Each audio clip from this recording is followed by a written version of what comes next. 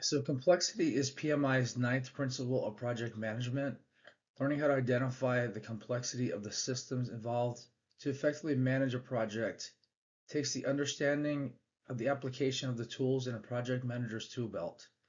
In today's modern project environment, technical advances and development of new tools can add layers of complex issues that a project manager needs to know how to adjust to ensure that productivity is optimized. In this program, we've learned how every project is unique to itself so that the levels of complexity will vary depending on the scope of the project work. Being able to prioritize what issues need to be broken down and analyzed should be something that a project manager aligns with the complexity of the project. As I've gone through this program, I've learned that there's a lot of software that needs to be used for project management. Learning how to use that software is part of the complexity of the project. You're going to deal with different workers and different trades. You also have to deal with different internal departmental complexities, learning how to be cross-functional and align all the work together to be efficient as possible can really make you be a desired project manager. It does take a lot of time to figure it out. If you stay in one industry, it should be easier. You should get better and more efficient at it. As a project manager in this class, what I've learned is that there's many possibilities to be a project manager. You could be like a software project manager if you have that background. You could be like engineering project manager. It really just depends on what your kind of core education is or core skills are, and then you can run with it from that way.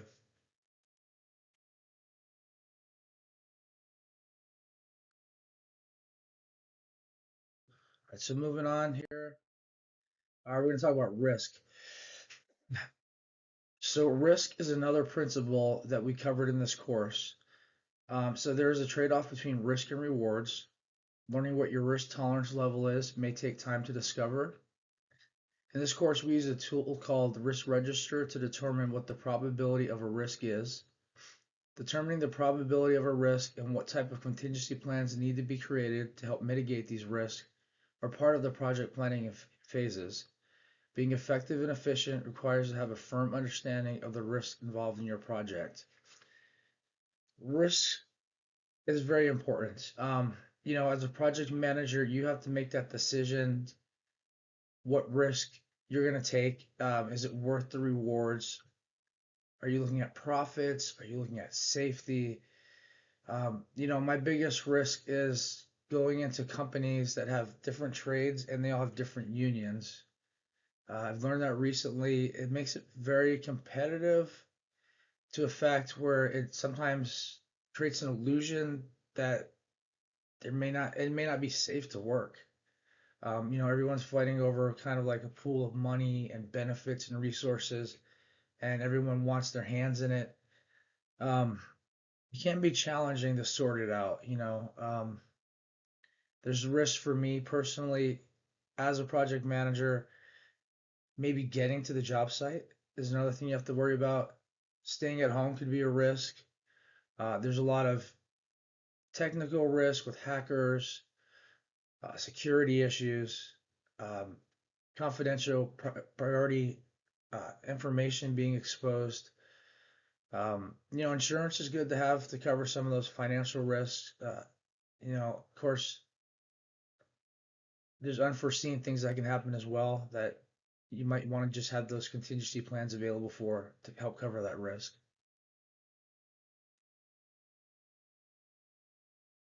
All right, so adaptability and resiliency. Learning to be adaptable and resilient are two very important skills that project managers need to be able to master to handle multiple projects or to move from one project to another. It can be difficult to understand all the work that will be needed to be done on a project at the very beginning. Being able to create a work breakdown structure for a project does help to get the project moving in the right direction. All projects are unique. Having skills to adapt your projects as you progress to meet your stakeholders' needs and expectations will make your projects have a higher probability of success. Once again, we talk about adaptability. You may go into an organization that you have to align your values and your kind of core project plans with. It may be difficult to understand why you're doing it. You may have to be able to push back your objections and figure out, should I just do what I need to do? Is like a test, what's going on here, types of situations. You can use your gut a lot of times, just kind of roll with it and figure out, is this an acceptable way to adapt the project to the needs of the stakeholders? Resiliency is about those situations where when you get pushed back, can you come back? Do you have the ability to just get right back on track? But in my opinion, I don't know if resiliency is always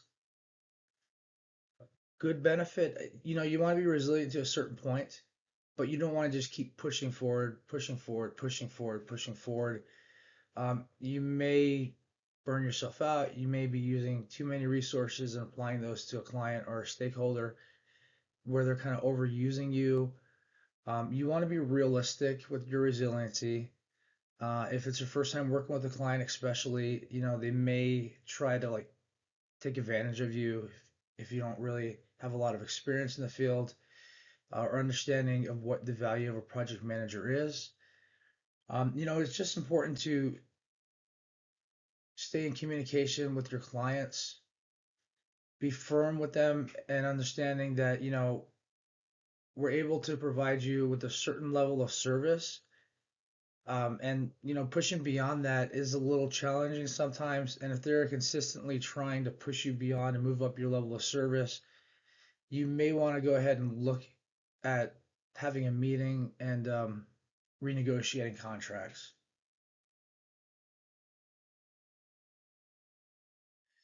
Change. So this is the one I like the most. All right. So an agent of change is what some may call a project manager.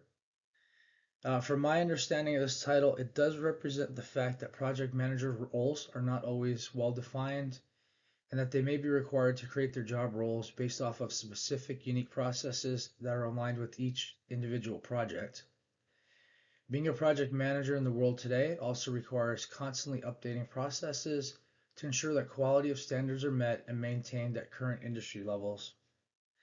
So on this one here, I have a little snippet here of one of my artifacts, and this has to do with change. This has to do with like updating the project baseline. Um, it was a fun little project. It taught me how to manage scope change, and it's very important. A lot of times you think it's working right, you think you're doing good based on what you have been told to do, um, and you just continually to work that same process. However, your project management officer or your steering committee may have other projects they're working on, and they may have been directed to provide instructions for you to change your processes. However, that information may not have been passed on to you in enough time. Um, it's a busy world out there. I mean, there's a lot of people trying to get as many projects done at once, and sometimes communicating directly with the client instead of getting your information through your committee or your project management office will work a lot better. It is a little more risky. You do need to have your core values and ethics in place to be professional, to ensure that you're not damaging the good name of the business. Um, Change for me, it's difficult to kind of figure out if I should listen to someone else or if I should do it myself. Um, you know, the jobs I've had in the past, like a change order, all it was me sending an email to somebody saying, hey, we're gonna make this change in the process, or the cost of the material went up. Uh, we're gonna change the price of the material with the client, things like that of that nature. All right, so we're gonna talk about the PMI Code of Ethics. Now, I've gone to PMI meetings. I volunteered for them. I knew nothing about them originally. They seem like a great organization of people. I've had some conversations with them to share stories about their backgrounds, where they got their degrees from, where they got their PMPs from. There's a lot of different stories. Some of the people I've met are around my age group, so they had explained to me how PMI and PMP didn't exist when they first started doing project management. So they kind of rolled into getting those certifications, and it's helped them along the way. They got to constantly get them renewed. They've got to do the continuing education plans. I'm sure they do good in the professional setting. I'm hoping one day to further this education, possibly get further certifications. Achieving this project management master's degree will kind of just help me reinforce the value of the work that I've been providing, the work that hopefully I can do in the future, and install the confidence and trust of others that I have the ability to complete the jobs on time and on budget. Now, as we look at the PMI Code of Ethics, we do have responsibility, respect, fairness, and honesty. Ethics for a project manager are important to ensure, again, to maintain the integrity of the project environment and to uphold the professionalism of your field. Ethics are a very important part of business. Being unethical can have a negative impact on business relationships and cause future potentials for revenue to be impacted negatively. The PMI Code of Ethics includes responsibility, respect, fairness, and honesty. PMI suggests that non-members who hold PMI certifications, non-members who apply to commence a PMI certification process, and non-members who serve PMI in a volunteer capacity should align their values with the PMI Code of Ethics. I personally first learned about ethics studying business. I was doing corporate taxation, and then I moved on to corporate ethics.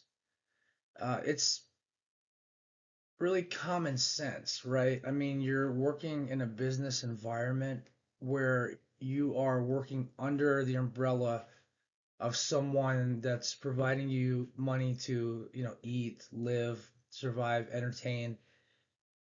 It's not your money, it's their money. And you want to be responsible, respect, you want to be fair to everybody, you want to be honest, because typically the people that are above you, that's how they are. So you want to reflect their image in all your work. You want to make sure that you just trust them. It's kind of almost like if you see someone on the corner saying, "Hey, give me $20. I'm a vet." Okay, I support veterans, right? And then he runs around and he jumps in a Corvette, and you're like, "Oh, I thought you were like a veteran," and he's kind of laughing as he drives down the road. Um, you've got to figure out the people you're dealing with. Are they honest as well? Are they going to have these ethics? Are we going to be able to continue a relationship here, or are we going to have to move on? Okay, we're on responsibility, which is the first ethical principle of PMI's Code of Ethics. According to PMI, taking ownership for the decisions we make or fail to make, the actions we take or fail to take, and the consequences of that result, um, it's our issue. We need to be responsible for that. As a project manager, you may be required to take on responsibility of dealing with labor, materials, creating work orders and processes, and managing that to run your project efficiently. This class has shown me what tools I am responsible in understanding and how to apply them in the field of project management. It's also the project manager's responsibility to stay current of any updates in the field of project management. Part of being responsible, of course, is that continuing education. Now, I enrolled in this program just to kind of learn a little bit more so that as I develop in my career, I can have more job enrichment, satisfaction, maybe kind of stand up straighter, have that degree or those, a couple extra credentials at the end of my email signature. A lot of processes in the world today and in the environment, they're already standardized. So you're just doing a lot of this all day, which I like to call kind of pencil whipping or whatever it is. And you're learning to just kind of go through the same fields over and over again, doing repetitive actions, just day to day stuff. When I really started working in the corporate environment, I worked in a call center. So I was doing a lot of grinding, working really hard, really high stress level for me. Um, my risk tolerance wasn't really that high. I wanted to align my core efforts and values with that of my HR team, and stay kind of firm with what their best practices were. What I discovered a lot, because I worked around similar professionals that were doing the same jobs, is there was a lot of, I guess, cutthroat or backstabbing going on in the field. The clear resolution of, was it the time that I'm in the position? Does it take for me to reach their goals? Or is it staying firm and following the original direction from HR going to make me do it? I kind of went the other way a few times where I'd see the top performers in the environment and I would ask them, because this is what I was directed to do, ask them, like, why are you so good? And they would just tell me, well, because I do it this way. And it would be the wrong way, right? And then I would do it. QM would come over and say, why are you doing this? Blah, blah, blah. We need to have a talk. Well, Jason or whoever, Janelle, these guys are doing it this way. And they seem like they're doing really well. Um, it still didn't really work. I still wouldn't make it. I figured if I just kind of drive in there and keep on it, I could get to their performance level and get to their commission levels. Um, Eventually, just gave up on certain jobs.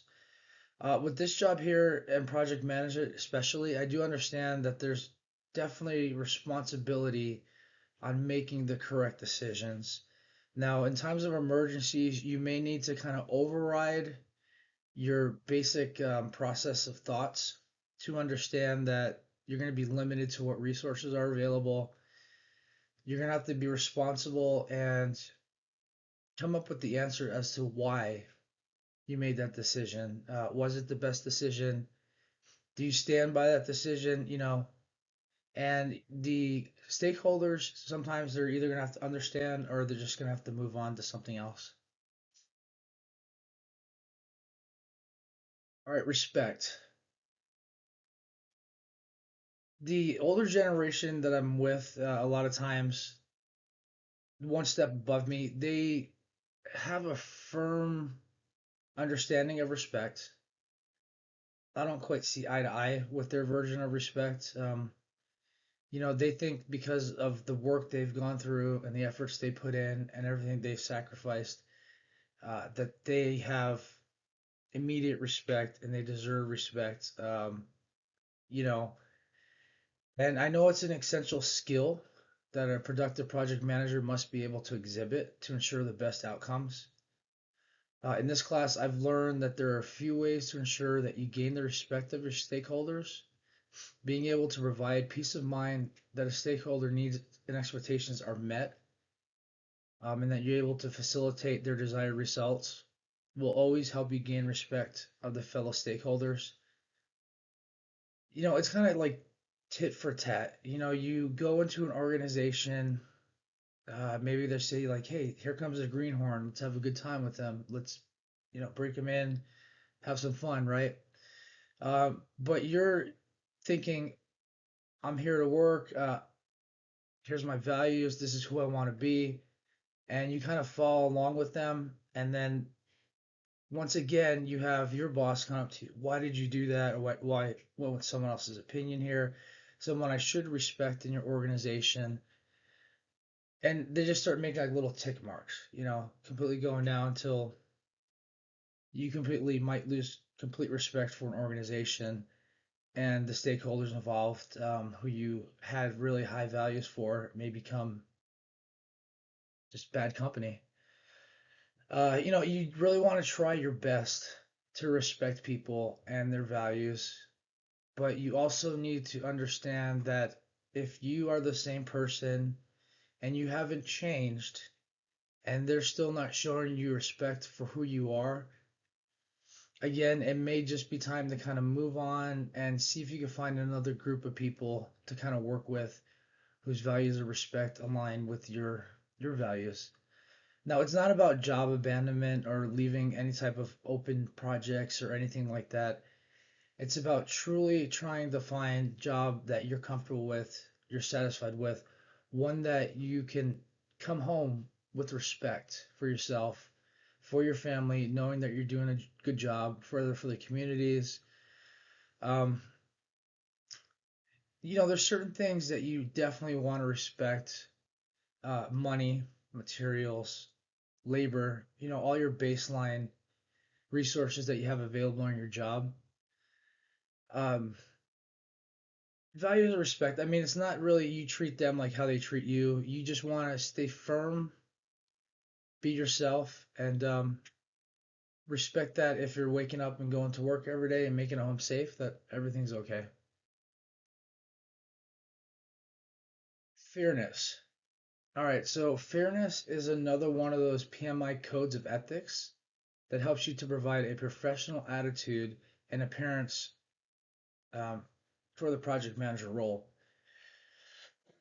Excuse me. Being fair as a project manager can be difficult, especially if you have stakeholders with conflicting expected outcomes. PMI would say that ensuring that resources are equally provided could be considered fairness. Resources such as people, money, reputation, safety, and environmental resources need to be considered when fairly distributing among the project team members. Fairness is another topic we talk about, right? Um, it's like equal opportunity employment proposals. There's different fairnesses that I look at as far as receiving a job offer based on like the conditions of employment, receiving a project, based on is it fair depending on what types of, conflicting roles may be involved. I look at fairness in project management being that, they kind of look at the total package and they kind of figure out, what's your standard of living, what's your education level. If we offer you this job, is it fair to you? Is it going to make you able to put food on your table? Is it going to make you be able to pay back your bills? Are you going to be able to support yourself, your others? Or are we going to offer you this job just so you can gradually kind of slowly think you're working every day, but actually you're digging yourself a deeper and deeper hole? It's fairness too is also when you're dealing with international clients, right? So you're thinking here in the United States that the laws and the rules that you're practicing are fair here. Maybe they're not for your client overseas. It's really important to understand the backing of your project, financial resources, so they can consider the value of kind of like the exchange rate that's involved versus what the profits are. And considering we work in an environment today where there's many genders and much diversity, you want to understand what's fair to them too. We talk about the cancel culture, other individuals that are younger than me, and how their attitudes reflect a certain type of personality. Generation X, how do those people behave? Deciding to let their true identities be exposed in the workforce, are you going to say, well, that's just because they're this group or they're this group? You know, you can try to blend it together. Fairness, respect is definitely involved with the fairness, how we treat others. Uh, Natural resources again. Another talks about fairness. I know in my organizations, they kind of look at you. Are you riding your bike to work? Are you walking to work? Are you driving 46 miles to work in a lifted truck every day? And then they'll kind of look at you and go, is it fair for us to make offers to someone in this positional awareness of the resources that we've got to include in our environmental awareness if we're an organization that's going to support any type of sustainable actions. All right, so we're coming back to honesty. This is very important for me.